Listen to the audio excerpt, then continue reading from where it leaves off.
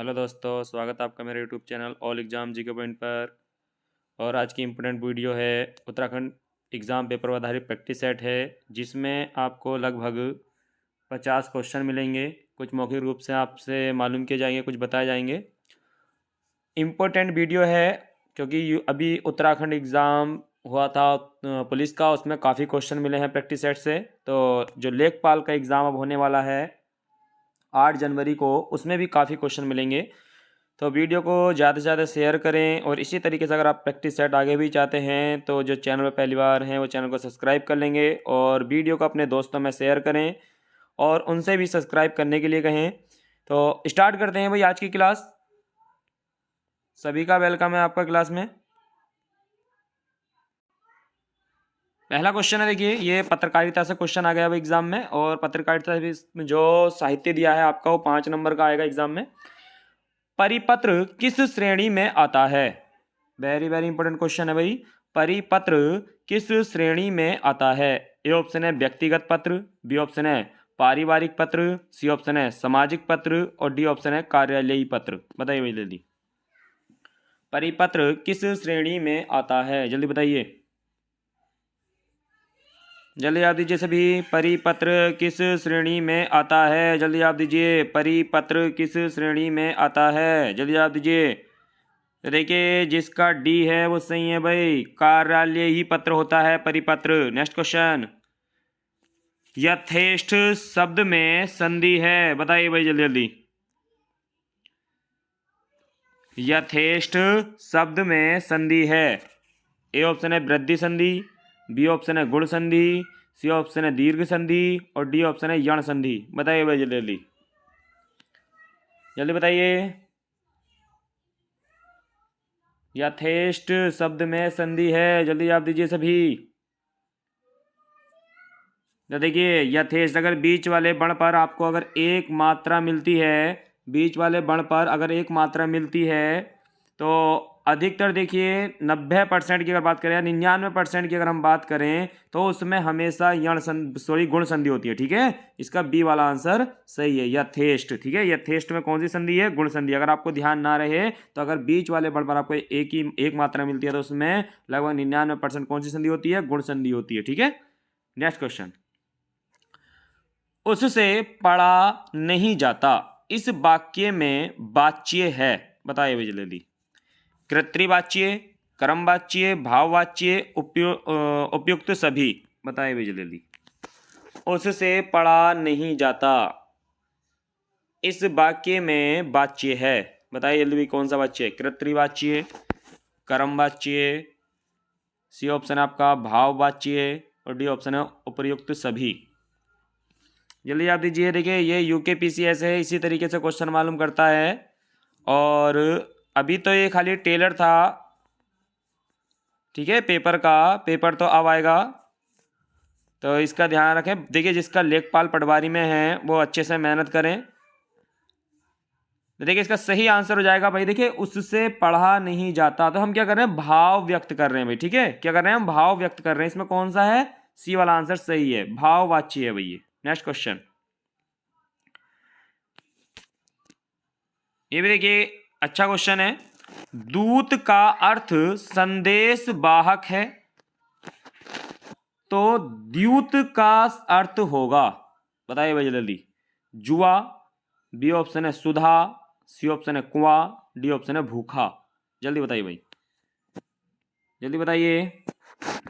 दूत का अर्थ संदेश वाहक है, जैसे हम बोलते हैं ना कि राजदूत नियुक्त किया गया, कि भारतीय राजदूत, तो भारतीय राजदूत, ये दूत का मतलब क्या था? संदेश वाहक, यानी एक देश की बात दूसरे देश में पहुंचाने वाला हो गया। तो लेकिन यहां पर बात आ गया द्यूत। ठीक है, इसे हम इस तरीके से भी लिख सकते हैं, ठीक है, द्यूत। ठीक है, जल्दी बताइए भाई, क्योंकि इसमें आधा दय हो जाएगा, यह पूरा हो जाएगा, ऊ की मात्रा होगी, तय होगा। बताइए जल्दी, द्यूत। तो देखिए इसका सही आंसर है ए वाला। ठीक है, सही आंसर क्या हो जाएगा भाई इसका? जुआ। द्यूत का मतलब क्या होता है? जुआ। नेक्स्ट क्वेश्चन, तुलसीदास ने विनय पत्रिका की रचना किस भाषा में की? वेरी वेरी इंपॉर्टेंट क्वेश्चन भाई, बताइए जल्दी। तुलसीदास ने विनय पत्रिका की रचना किस भाषा में की थी? ए ऑप्शन है मैथिली, बी ऑप्शन है देखिए ब्रज भाषा है, यहाँ पर देखिए ब्रज है, ठीक है। यहाँ पर जो रे है वो आगे टंग गया है, बताइए। ब्रज, सी ऑप्शन है संस्कृत, डी ऑप्शन है अवधी। बताइए जल्दी भाई। तुलसीदास ने विनय पत्रिका की रचना किस भाषा, एक क्वेश्चन तो आपका ये बन जाएगा भाई कि बिना पत्रिका के रचक कौन है, विनय पत्रिका के रचयिता कौन है या विनय पत्रिका के रचनाकार कौन है, तो तुलसीदास। और ये किस भाषा में लिखी गई है, तो जिसका डी है वो सही है भाई, ठीक है। जिसका डी है वो सही है भाई यहाँ पर, ठीक है। अवधी भाषा में लिखी गई है भाई। नेक्स्ट क्वेश्चन देखिए, ये भी हिंदी से ही आपका पत्रकारिता से है। संक्षेपण का अर्थ है, बताइए भाई जल्दी। संक्षेपण का अर्थ है, ए ऑप्शन है अनिवार्य तथ्यों का चयन, बी ऑप्शन है भावों विचारों को बढ़ा चढ़ाकर लिखना, सी ऑप्शन है स्पष्ट अभिव्यक्ति, और डी ऑप्शन है दृष्टांत का प्रयोग। बताइए भाई जल्दी। संक्षेपण का अर्थ है, बताइए भाई जल्दी। संक्षेपण का अर्थ है, तो देखिए जिसका ए है वो सही है भाई, ठीक है। अनिवार्य तथ्यों का चयन ही क्या कहलाता है, संक्षेपण कहलाता है भाई। नेक्स्ट क्वेश्चन, प्रस्तावना का पर्यायवाची शब्द है, बताइए भाई जल्दी। इंपॉर्टेंट क्वेश्चन है भाई, बताइए जल्दी। प्रस्तावना का पर्यायवाची शब्द है, जल्दी बताइए। ए ऑप्शन है बल्लभ, बी ऑप्शन है प्राकथन, सी ऑप्शन है सर, और डी ऑप्शन है अभ्यर्थना। बताइए भाई जल्दी। प्रस्तावना का पर्यायवाची शब्द है, जल्दी बताइए।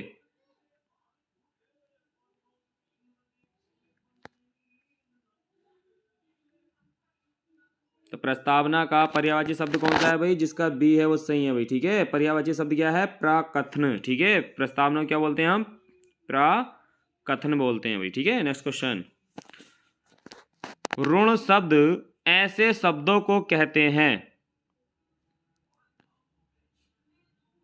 ऋण शब्द ऐसे शब्दों को कहते हैं। ए ऑप्शन है जो दूसरे शब्दों के जोड़ से नहीं बनते, बी ऑप्शन है जो दूसरे शब्दों के योग से बनते हैं, सी ऑप्शन है जिनका अपेक्षित अर्थ की अभिव्यक्ति हेतु रूपांतरण होता है, और डी ऑप्शन आपका जिनके प्रयोग में एक रूपता बनी रहती है। बताइए भाई जल्दी। ऋण शब्द, देखिए एक शब्द होता है ऋण, एक होता है यौगिक, और एक होता है योग ऋण, ठीक है। ये क्या हो गया भाई, ऋण एक होता है यौगिक, एक क्या होता है यौगिक, और एक होता है आपका योग ऋण, ठीक है। एक क्या होता है योग ऋण, जल्दी बताइए। योग ऋण, जल्दी बताइए भाई। एक ऋण होता है, एक यौगिक होता है, एक योग ऋण होता है। बताइए जल्दी। यौगिक शब्द ऐसे शब्दों को कहते हैं जो, जल्दी बताइए। जिसका ए है वो सही है भाई, ठीक है। जो दूसरे शब्दों के जोड़ से नहीं बनते हैं, ठीक है। देखिए ऋण शब्द वो होता है जो हमेशा अकेले यूज होता है, ठीक है। अकेले यूज होता है और किसी का सहयोग या सहायता नहीं लेता है। यौगिक दो शब्दों के मेल से बनता है, ठीक है। यौगिक दो शब्दों के मेल से बनता है, जैसे लिखते हैं ना हम, विद्या प्लस आल्य विद्यालय, ठीक है। रसोई घर, देखिए अब यहाँ पर आती है जैसे कि रसोई घर, तो योग ऋण, रसोई घर में कौन सा है भाई, योग ऋण। किस में होगा, रसोई के लिए घर, ठीक है। तो उसमें क्या हो जाएगा, योग ऋण। देखिए उन शब्दों को कहा जाता है, जैसे हम बहुब्रीहि समाज पढ़ते हैं जिसमें तीसरे की बात चली जाए, ठीक है। तो यहां पर क्या है, इसका सही आंसर कौन सा हो जाएगा भाई, ए वाला आंसर सही हो जाएगा, ठीक है। ए वाला आंसर इसका सही हो जाएगा। देखिए यौगिक शब्द दो शब्दों के मेल से बनेगा, और जो योग ऋण है किसी तीसरे की बात करेगा, जैसे गजानन, ठीक है। गजानन, दशानन, ये सब क्या है, पीताम्बर, ये सब क्या है, ये योग ऋण शब्द है, ठीक है। नेक्स्ट क्वेश्चन, कुंजा एक्ट, यहाँ पे अंकी बिंदी भी लगेगी। कुंजा एक्ट का संबंध है, ए ऑप्शन है महिला संरक्षण से, बी ऑप्शन है वन संरक्षण से, सी ऑप्शन है शराब बंदी से, और डी ऑप्शन है भूमि बंदोबस्त से। बताइए बिजली ली। कुंजा एक्ट का संबंध है? महिला संरक्षण से, वन संरक्षण से, शराबबंदी से, भूमि बंदोबस्त से? बताइए जल्दी। तो देखिए इसका सही आंसर है, जिसका डी है वो सही है भाई, भूमि बंदोबस्त से संबंधित है भाई। ठीक है, कुंजा एक्ट किससे संबंधित है? भूमि बंदोबस्त से संबंधित है भाई। नेक्स्ट क्वेश्चन, 1919 ईस्वी में कुमाऊं परिषद का तीसरा अधिवेशन संपन्न हुआ। बताइए भाई जल्दी जल्दी, इंपॉर्टेंट क्वेश्चन है। 1919 में कुमाऊं परिषद का तीसरा अधिवेशन संपन्न हुआ। नैनीताल में, अल्मोड़ा में, देहरादून में, कोटद्वार में? बताइए भाई जल्दी जल्दी, जल्दी बताइए सभी, जवाब दीजिए भाई। और जिसने वीडियो को अभी शेयर नहीं किया है वो वीडियो को शेयर कर देंगे भाई अपने व्हाट्सएप पर, FB पर, और अपने दोस्तों को इनवाइट करें और चैनल को सब्सक्राइब करें। जल्दी बताइए। तो देखिए कुमाऊं परिषद की बात करें तो कुमाऊं परिषद की जो स्थापना है 1916 में की गई थी भाई। कुमाऊं परिषद की जो स्थापना की गई थी 1916 में की गई थी, और 1917 में इसकी पहली बैठक की गई थी। इसकी जो पहली बैठक की गई थी अल्मोड़ा में की गई थी। ठीक है, पहली बैठक कहाँ हुई थी भाई? अल्मोड़ा में हुई थी इसकी। तो जल्दी बताइए। देखिए तीसरी बैठक की जो अध्यक्षता की थी बद्री दत्त जोशी ने की थी, लेकिन वो कोट पहनकर नहीं गए, तो हम याद रखेंगे कोटद्वार। तो इसका डी वाला आंसर सही है।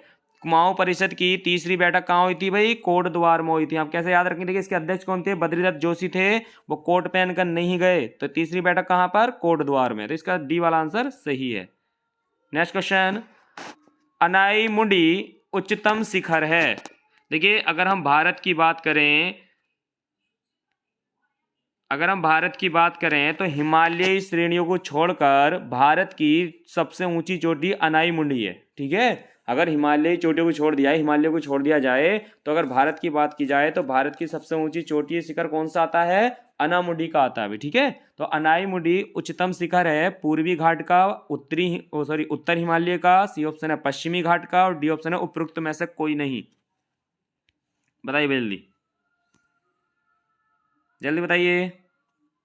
अनाई मुंडी उच्चतम शिखर है पूर्वी घाट का, उत्तरी हिमालय का, पश्चिमी घाट का, उपरोक्त में से कोई नहीं। तो देखिए इसका सही आंसर हो जाएगा, देखिए अनाई मुंडी जो है ये केरल में है। ठीक है भाई, और केरल कहाँ? पश्चिमी घाट। तो इसका सी वाला आंसर सही है। पश्चिमी घाट का सबसे उच्चतम शिखर है। पश्चिमी घाट का सबसे ऊंचा शिखर कौन सा है? अनाई मुंडी उच्चतम शिखर है भाई। नेक्स्ट क्वेश्चन, ये भी क्वेश्चन देखिए एग्जाम में आ चुके हैं सारे। पंचाचूली पर्वत चोटी की ऊंचाई है। बताइए भाई जल्दी जल्दी। पंचाचूली पर्वत चोटी की ऊंचाई है, ए ऑप्शन है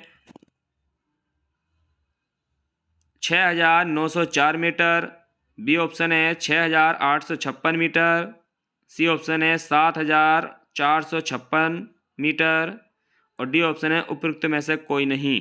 बताइए भाई जल्दी जल्दी जल्दी बताइए। तो पंचाचूली जो पर्वत है, पर्वत की चोटी की जो ऊंचाई है वो कितनी है भाई? जिसका ए है वो सही है भाई। ठीक है, देखिए 6,904 मीटर किसकी ऊंचाई है? पंचाचूली पर्वत की ऊंचाई है। और एक पर्वत की ऊंचाई आपके एग्जाम में जरूर मालूम करेगा भाई UKPCS। ठीक है, नेक्स्ट क्वेश्चन। ठीक है, ये भी आपका पत्रकारिता से है क्वेश्चन। पूर्व में प्रेषित पत्र का स्मरण दिलाने के लिए भेजा गया पत्र कहलाता है। ए ऑप्शन है निमंत्रण पत्र, बी ऑप्शन है परिपत्र, सी ऑप्शन है अनुस्मारक पत्र, और डी ऑप्शन है ज्ञापन। जल्दी बताइए भाई। पूर्व में प्रेषित पत्र का स्मरण दिलाने के लिए भेजा गया पत्र कहलाता है। यानी कि ऐसे पत्र, जैसे आपने किसी को पत्र लिखा है और उस पत्र का आपको जवाब नहीं मिलता है, तो उस पत्र की याद दिलाने के लिए, उस पत्र की ओर ध्यान आकर्षित करने के लिए दोबारा जो आपका पत्र लिखा जाता है वो क्या कहलाता है? जल्दी बताइए भाई। देखिए वो क्या कहलाता है भाई? तो देखिए इसका सही आंसर हो जाएगा, जिसका सी है वो सही है भाई। ठीक है, अनुस्मारक पत्र कहलाता है भाई। ठीक है, अनुस्मारक पत्र कहलाता है। नेक्स्ट क्वेश्चन, अधिसूचना का प्रकाशन कहाँ होता है भाई? Very very important question. देखिए आज हिंदी का क्वेश्चन है, हिंदी में पत्रकारिता के क्वेश्चन भी आते हैं, इसलिए मैंने 4 से 5 क्वेश्चन पत्रकारिता के डाले हैं। बताइए जल्दी, अधिसूचना का प्रकाशन कहाँ होता है? ए ऑप्शन है सोशल मीडिया पर, बी ऑप्शन है तार पत्र पर, सी ऑप्शन है समाचार पत्र पर और डी ऑप्शन है राजपत्र या गजट। बताइए जल्दी भाई। अधिसूचना का प्रकाशन कहाँ होता है, जल्दी बताइए। अधिसूचना का प्रकाशन कहाँ होता है, जल्दी जवाब दीजिए भाई सभी, इतना समय नहीं है आपके पास, जल्दी बताइए। तो देखिए इसका सही आंसर है राजपत्र। देखिए राजपत्र जिसे बोलते हैं हम गजट, ठीक है, इसका डी वाला आंसर सही है। नेक्स्ट क्वेश्चन, निम्न में से किस मंदिर में शिव की भुजाओं की पूजा होती है। वेरी वेरी इंपॉर्टेंट क्वेश्चन भाई। निम्न में से किस मंदिर में शिव की भुजाओं की पूजा होती है। ए ऑप्शन है तुंगनाथ, बी ऑप्शन है रुद्रनाथ, सी ऑप्शन है कल्पेश्वर नाथ और डी ऑप्शन है मद महेश्वर नाथ। बताइए भैया ले ली। निम्न में से किस मंदिर में शिव की भुजाओं की पूजा होती है, जल्दी जवाब दीजिए भाई, बताइए जल्दी। तो देखिए इसका सही आंसर हो जाएगा भाई, जिसका ए है वो सही है भाई, तुंगनाथ। ठीक है, देखिए तुंगनाथ में शिव की भुजाओं की पूजा होती है भाई। ठीक है, तुंगनाथ में तुंगनाथ जो मंदिर है रुद्रप्रयाग में है। ठीक है, रुद्रप्रयाग में है और इस मंदिर में भगवान शिव की भुजाओं की पूजा होती है। सभी कमेंट बॉक्स में जवाब देंगे। उत्तराखंड का सबसे ऊंचाई पर स्थित मंदिर कौन सा है, बताइए जल्दी। उत्तराखंड का सबसे ऊंचाई पर स्थित मंदिर कौन सा है, तो उत्तराखंड का सबसे ऊंचाई पर मंदिर भी कौन सा है भाई, तुंगनाथ। ठीक है, ये उत्तराखंड का सबसे ऊंचाई पर स्थित मंदिर है तुंगनाथ। ठीक है, जहां भगवान शिव के भुजाओं की पूजा होती है। अगर रुद्रनाथ की बात करें तो यहाँ भगवान शिव के रुद्रमुख की पूजा होती है, रौद्रमुख की पूजा होती है। और कल्पेश्वर की बात करें तो कल्पेश्वर में भगवान शिव के केशों की यानी कि बालों की पूजा होती है। और मद महेश्वर की अगर बात करें तो मद महेश्वर में भगवान शिव की नाभि की पूजा होती है। देखिए मध्य में क्या होती है, नाभि होती है भाई। ठीक है, मध्य में क्या होती है, नाभि होती है और नाभि होती है तो नाभि की पूजा होती है। ठीक है, मद महेश्वर नाथ में। नेक्स्ट क्वेश्चन है, एपण कला है, बताइए भाई जल्दी। यह क्वेश्चन इस तरीके से आ जाएगा कि उत्तराखंड में एपण कला का संबंध है, बताइए भाई जल्दी। तो एपण क्या है, तो इसका सही आंसर हो जाएगा, बताइए भाई, लोक नृत्य, चित्रकला, धार्मिक यात्रा, आभूषण। या इस तरीके से लिखा आ जाएगा, एपण कला का संबंध किससे है। ठीक है, या एपण कला क्या है, तो इसका सही आंसर है बी वाला भाई। ठीक है, चित्रकला। एपण कला का संबंध किससे है भाई, चित्रकला से। नेक्स्ट क्वेश्चन, सुमेलित नहीं है। देखिए भाई यहाँ पर 4 कथन है आपके पास, 4 ऑप्शन है। इन 4 ऑप्शन में 3 किसी तरीके से सही है और 1 गलत है। आपको बताना है कौन सा गलत है। सुमेलित नहीं है, बताइए भाई जल्दी। ए ऑप्शन दे रखा है खटीमा कांड 1 सितंबर 1994, रामपुर तिराहा कांड 2 अक्टूबर 1994, सी ऑप्शन है मसूरी कांड 2 नवंबर 1994 और डी ऑप्शन है आपका बाटा घाटा कांड 15 सितंबर 1994। बताइए जल्दी। खटीमा कांड 1 सितंबर 1994, रामपुर तिराहा कांड 2 अक्टूबर 1994, मसूरी कांड 2 नवंबर 1994 और डी ऑप्शन आपका बाटा घाटा कांड 15 सितंबर 1994। बताइए भाई जल्दी। स्क्रीनशॉट लेना इंपॉर्टेंट है, इनमें से कोई सा भी एक कांड एग्जाम में आने वाला है भाई आपके। ठीक है, क्योंकि इस बार पेपर में नहीं मालूम किया गया था, अब जो पेपर आने वाला उसमें से इसमें से कोई सा एक कांड जरूर मालूम करेंगे आपसे। जल्दी बताइए।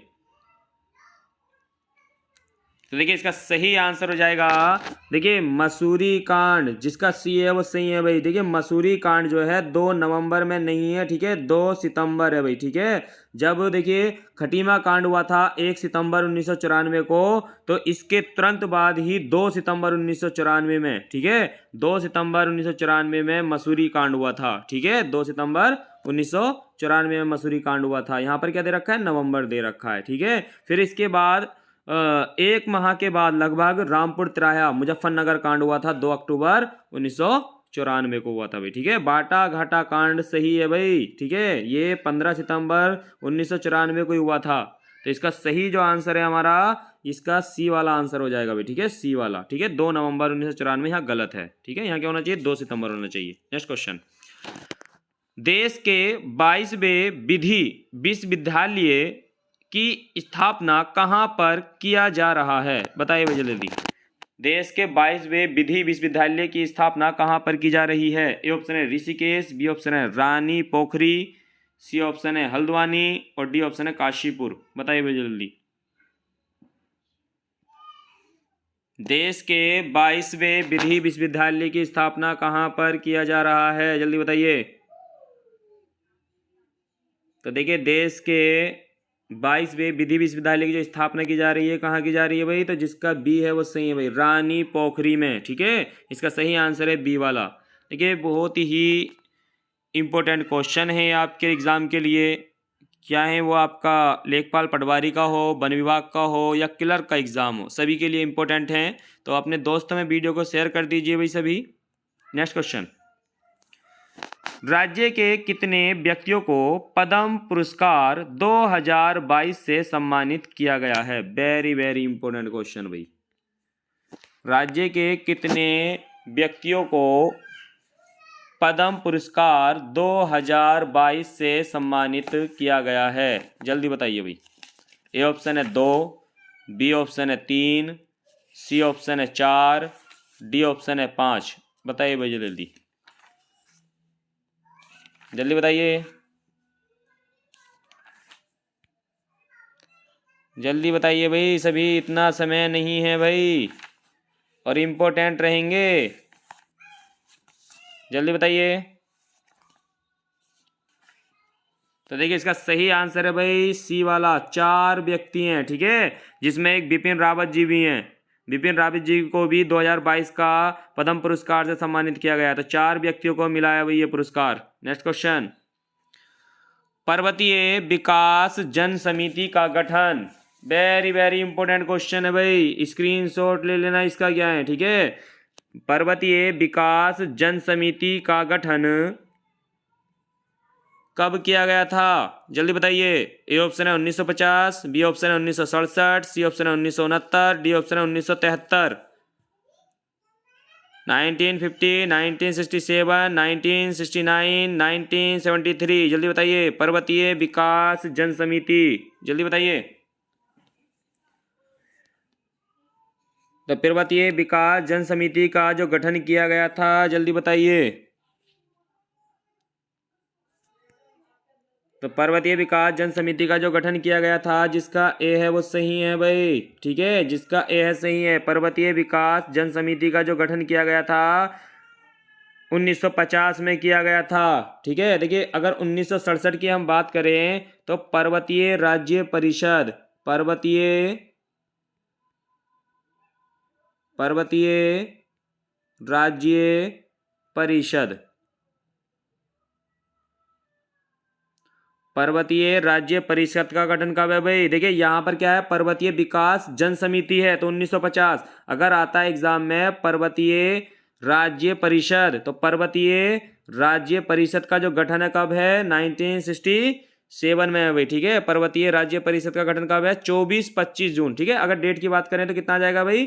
24-25 जून। ठीक है, 24-25 जून 1967 में इसकी जो पर्वतीय राज्य परिषद की स्थापना की गई थी वो कहाँ की गई थी? रामनगर में। ठीक है गई, कहाँ की गई थी भाई?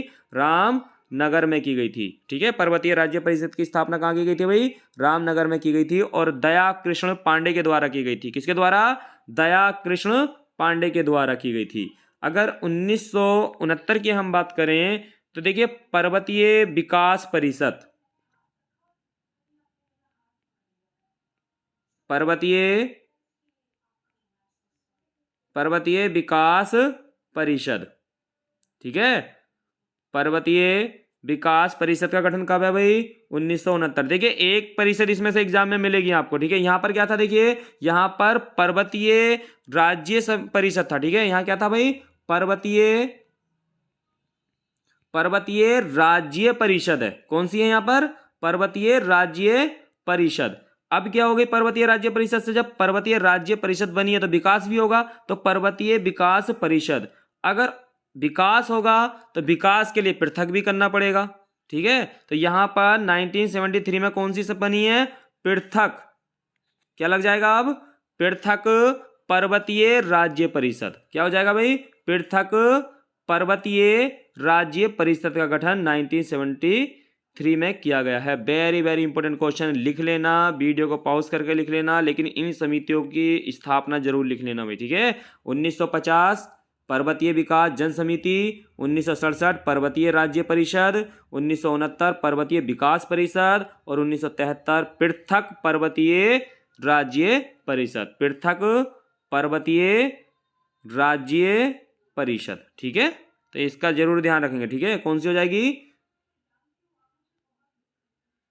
पृथक पर्वतीय राज्य परिषद, ठीक है। तो इन सारी परिषदों का ध्यान में रखेंगे भाई, किसकी स्थापना कब की गई है। नेक्स्ट क्वेश्चन, हरिद्वार पर आधारित पुस्तक न्यूज इन इंडिया पुस्तक के लेखक हैं, बताइए भाई जल्दी। हरिद्वार पर आधारित पुस्तक न्यूज इन इंडिया पुस्तक के लेखक हैं। ए ऑप्शन है जेम्स विल्सन, बी ऑप्शन है H.G. वाल्टन, सी ऑप्शन है जॉब फ्रांसिस वाइट और डी ऑप्शन है जॉन्स क्रूक। बताइए भाई जल्दी। हरिद्वार, बताइए जल्दी जल्दी बताइए। हरिद्वार पर आधारित पुस्तक न्यूज इन इंडिया पुस्तक के लेखक हैं James Wilson, H.G. Walton, job Francis white और जेम्स क्रूक। तो इंपॉर्टेंट पुस्तक है भाई न्यूज इन इंडिया। किस पर आधारित है? हरिद्वार पर। क्वेश्चन इस तरीके से भी आ सकता है भाई, न्यूज इन इंडिया पुस्तक किस पर आधारित है? तो हरिद्वार पर आधारित है। इसका सी वाला आंसर सही है। जॉब फ्रांसिस वाइट के द्वारा ये पुस्तक लिखी गई है भाई। नेक्स्ट क्वेश्चन, दिए गए विकल्पों में से द्रविड़ परिवार की भाषा कौन सी है? वेरी वेरी इंपॉर्टेंट क्वेश्चन भाई, बताइए जल्दी। दिए गए विकल्पों में से द्रविड़ परिवार की भाषा कौन सी है? देखिए भारत में 4 भाषाई परिवार है, ठीक है। भारत में कितने भाषाई परिवार थे भाई? 4 भाषाई परिवार है, ठीक है। एक तो है आपका भरोपिय परिवार, भरोपिय परिवार है, ठीक है। एक है आपका द्रविड़ परिवार है। एक आपका ऑस्ट्रिक परिवार है, और एक आपका चीनी तिब्बत, ठीक है। एक कौन सा आपका? चीनी तिब्बत। बताइए जल्दी भाई। तो यहां पर मालूम किया गया है कि द्रविड़ परिवार की भाषा कौन सी है। ए ऑप्शन है बंगला, बी ऑप्शन है उड़िया, सी ऑप्शन है असमिया और डी ऑप्शन है कन्नड़। बताइए भाई जल्दी। देखिए अगर भारत में अगर बात करें तो भरोपिय परिवार कितने परसेंट है? 73%, ठीक है। भारत में भरोपिय परिवार की जो भाषाएं कितने परसेंट है भाई?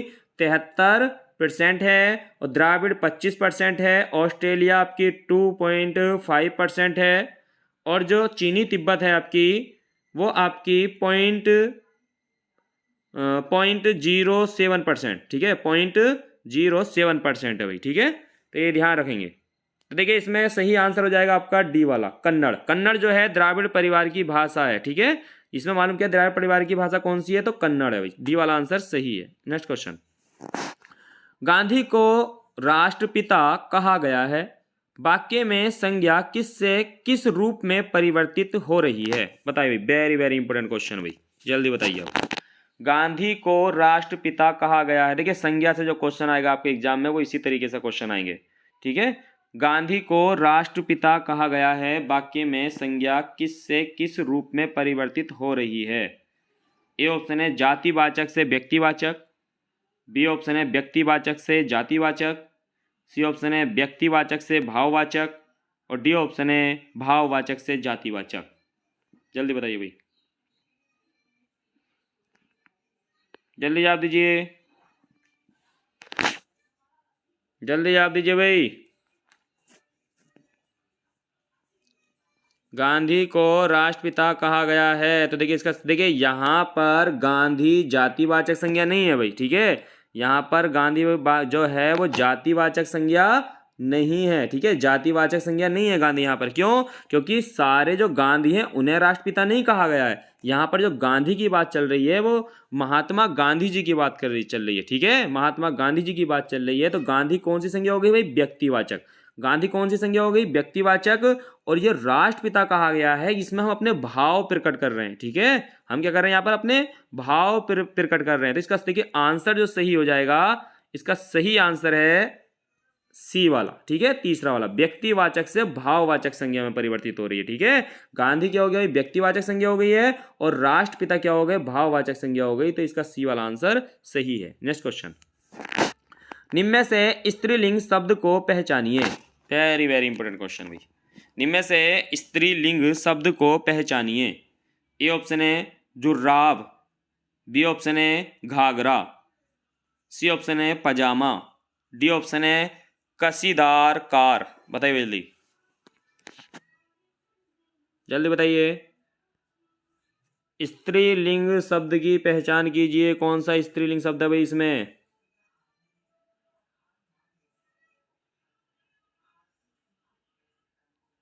जल्दी बताइए।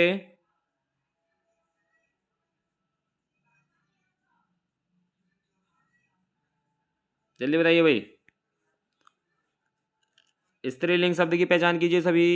तो देखिए इसका सही आंसर है भाई, जिसका पहला है वो सही है भाई, जुर्राब। ये स्त्रीलिंग है। ठीक है, ये नहीं है भाई। ठीक है, घाघरा पहना जाता है। ठीक है, पहनी नहीं जाती है। ठीक है, पजामा पहना जाता है। ठीक है, तो यहाँ पर ये क्या है? स्त्रीलिंग नहीं है। स्त्रीलिंग कौन सा है हमारा? जुर्राब है, पहनी जाती है। ठीक है, तो जुर्राब है यहाँ पर। ठीक है, ए वाला आंसर सही है। नेक्स्ट क्वेश्चन, उस शासक का नाम बताइए जिसने वास्को डिगामा का कालीकट में स्वागत किया था। वेरी वेरी इंपॉर्टेंट क्वेश्चन भाई। देखिए जो वास्को डिगामा है, सभी कमेंट बॉक्स में जवाब देंगे भाई। वास्को डिगामा भारत कब आया था? जल्दी बताइए। वास्को डिगामा भारत कब आया था भाई? जल्दी बताइए। तो 1498 ईस्वी में आया था। ठीक है भाई, 1498 ईस्वी में वास्को डिगामा भारत आया था भाई। तो देखिए क्वेश्चन था हमारा, उस शासक का नाम बताइए जिसने वास्को डिगामा का कालीकट में स्वागत किया था। तो वास्को डिगामा 1498 में आया था भाई, कालीकट बंदरगाह पर। तो देखिए ए ऑप्शन है अल्बुकर्क, बी ऑप्शन है डॉन अल्मीडा, सी ऑप्शन है गैस्पर कोरिया, और डी ऑप्शन है जेमोरिन। बताइए जल्दी भाई, वास्को डिगामा का कालीकट बंदरगाह पे किसने स्वागत किया था? तो देखिए इसका सही आंसर है, जिसका डी है वो सही है भाई, जेमोरिन ने स्वागत किया था। ठीक है, सभी कमेंट बॉक्स में जवाब देंगे भाई। अमेरिका की खोज किसने की थी? जल्दी बताइए भाई। देखिए वास्को डिगामा, देखिए जब यूरोप का पुनर्जागरण हो रहा था तो उस समय नए समुद्री मार्गों की भी खोज की गई थी। तो जो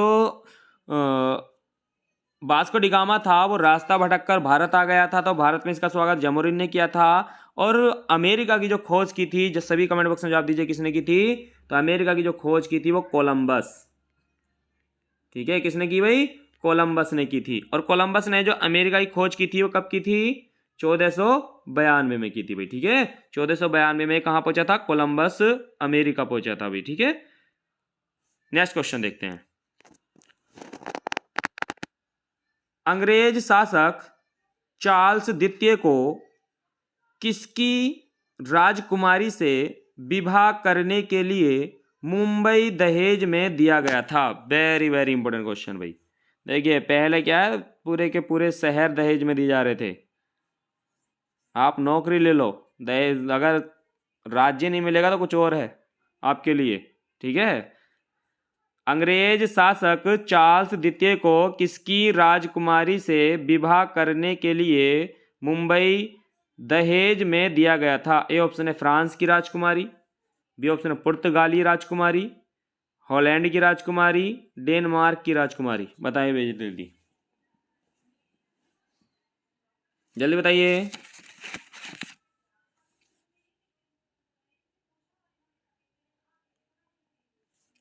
तो देखिए इसका जो सही आंसर है, सही आंसर की अगर हम बात करें तो देखिए बी कैथरीन, बी कैथरीन। ये राजकुमारी थी कहाँ की? पुर्तगाली। ये पुर्तगाली राजकुमारी थी जिसका विवाह चार्ल्स द्वितीय के साथ हुआ था, और चार्ल्स द्वितीय को मुंबई दहेज में दिया गया था। तो इसका बी वाला आंसर सही है। नेक्स्ट क्वेश्चन, भारत में डच का सबसे प्रारंभिक उपनिवेश कहाँ था? ए ऑप्शन है मछलीपट्टनम, सी ऑप्शन है पुलिकट, सी ऑप्शन है सूरत, डी ऑप्शन है अहमदाबाद। जल्दी बताइए भाई। भारत में डच का सबसे प्रारंभिक उपनिवेश कहाँ था? तो देखिए इसका सही आंसर है भाई, जिसका ए है वो सही है भाई, ठीक है, मूसलीपट्टनम आंध्र प्रदेश, ठीक है। तो डच, देखिए डच ईस्ट इंडिया कंपनी की स्थापना कब हुई थी? सभी कमेंट बॉक्स में जवाब देंगे भाई। डच ईस्ट इंडिया कंपनी की स्थापना कब हुई थी? जल्दी कमेंट बॉक्स में जवाब दीजिए सभी। तो डच ईस्ट इंडिया कंपनी की जो स्थापना हुई थी वो कब हुई थी भाई? 1602 ईस्वी में, ठीक है, 1602 ईस्वी में डच ईस्ट इंडिया कंपनी की स्थापना हुई थी भाई। तो डच ईस्ट इंडिया कंपनी का जो प्रारंभिक उपनिवेश था वो कहाँ था? मूसलीपट्टनम में था भाई। नेक्स्ट क्वेश्चन, किस मुगल सम्राट के काल में इंग्लिश ईस्ट इंडिया कंपनी ने भारत में अपना सर्वप्रथम कारखाना स्थापित किया?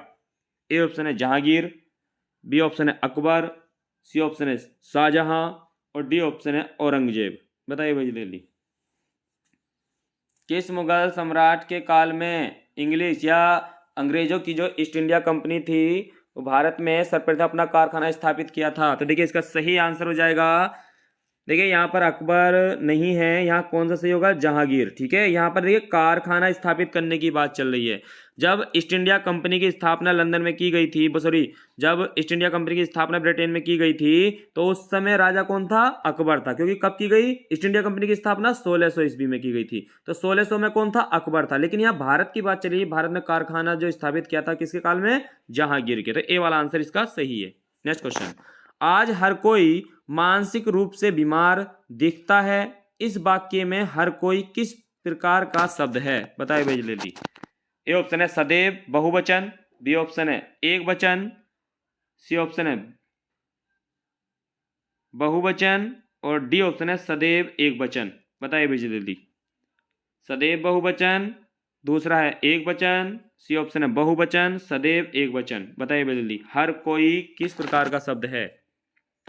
जैसे वाक्य दिया यहाँ पर, हाँ आज हर कोई मानसिक रूप से बीमार दिखता है, तो यहाँ पर इस वाक्य में हर कोई किस प्रकार का शब्द है? तो देखिए इसका सही आंसर हो जाएगा डी वाला, हर। देखिए सदैव एक वचन में प्रयोग होता है, हर कोई, एक एक की बात चल रही है, हर कोई, तो एक एक की बात चल रही है, ठीक है।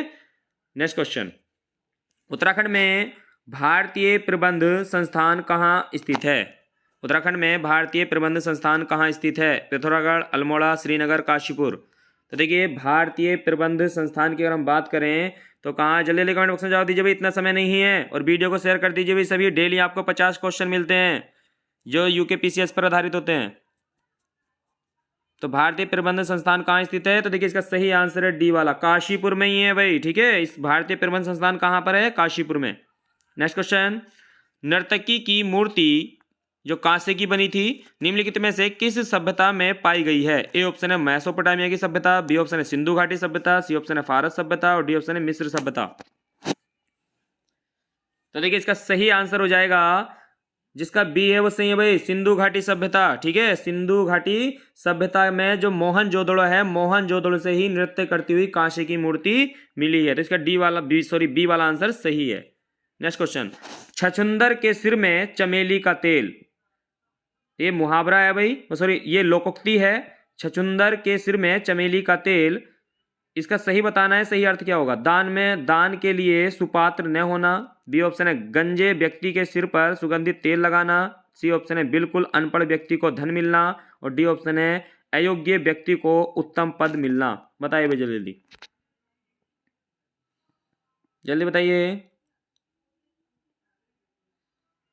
छछूंदर के सिर में चमेली का तेल, तो देखिए इसका सही आंसर है, जिसका डी है वो सही है भाई, अयोग्य व्यक्ति को उत्तम पद मिलना। जैसे कि नौकरी के लिए पेपर देने के लिए जाते हैं, जो मेहनत कर रहे हैं तो उनका एक बार को नंबर नहीं आ रहा, कोई वैसी था कि खुद पैसे ही सिंपल में पेपर देना चला गया और अचानक से उसका नंबर आ गया, तो क्या कहेंगे उसे हम? छछूंदर के सिर में चमेली का तेल, ठीक है। तो क्या है? अयोग्य व्यक्ति को उत्तम पद मिलना। तो डी वाला आंसर सही है। ये थे दोस्तों लगभग आपके 50 क्वेश्चन जो उत्तराखंड एग्जाम पेपर पर आधारित थे, जो पीसीएस के क्वेश्चन थे। तो वीडियो को ज़्यादा से ज़्यादा शेयर करें, जो चैनल पर पहली बार थे चैनल को सब्सक्राइब कर लेंगे। डेली आपको 50 क्वेश्चन मिलते हैं नेक्स्ट प्रैक्टिस सेट में रात्रि 9 बजे। सभी का थैंक यू, गुड नाइट।